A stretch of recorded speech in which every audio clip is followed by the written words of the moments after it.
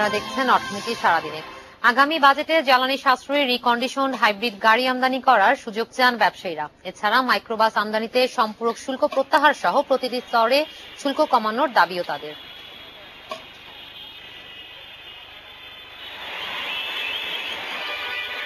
দিন দিন বাড়ছে ব্যক্তিগত গাড়ির ব্যবহার, এরই সাথে বাড়ছে গাড়ির জ্বালানি তেল আমদানি, চাহিদা বাড়ছে গ্যাসেরও।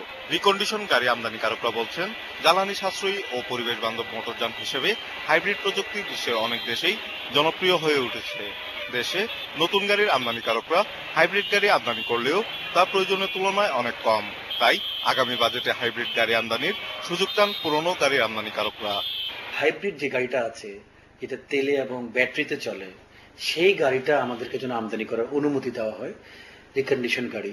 সেটা আমরা কিন্তু গত 3 বছর ধরে দাবি করে আসছি, কিন্তু রহস্যজনক কারণ হলো আমাদের কিন্তু এটা আমদানির সুযোগ দেওয়া হচ্ছে না। নর্মাল যে পরিমাণ তেল খরচ হয় একটা গাড়িতে, তার শতকরা 60% ফুয়েল ইউজ কমে যাবে। তাহলে ফুয়েল ইম্পোর্ট বাবদ আমাদের ফরেন কারেন্সিও সেভ হবে একদিকে, অন্যদিকে যে পরিমাণ ফুয়েল কম খরচ হবে ওই পরিমাণই কার্বন এমিশন কম হবে। এছাড়া গণপরিবহন হিসেবে মাইক্রোবাস আমদানিতে শুল্ক প্রত্যাহারের দাবি এখাত সংশ্লিষ্টদের। মাইক্রোবাসের যে সম্পূরক শুল্ক ধার্য করা আছে 30 এবং 60%, এটা পুরোপুরি প্রত্যাহার করা উচিত, কারণ এটা গণপরিবহন হিসেবে কিন্তু ব্যবহার হচ্ছে।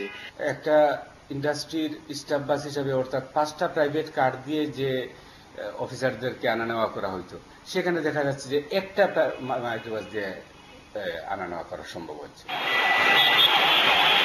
Niladri Maharatna, independent news, Dhaka.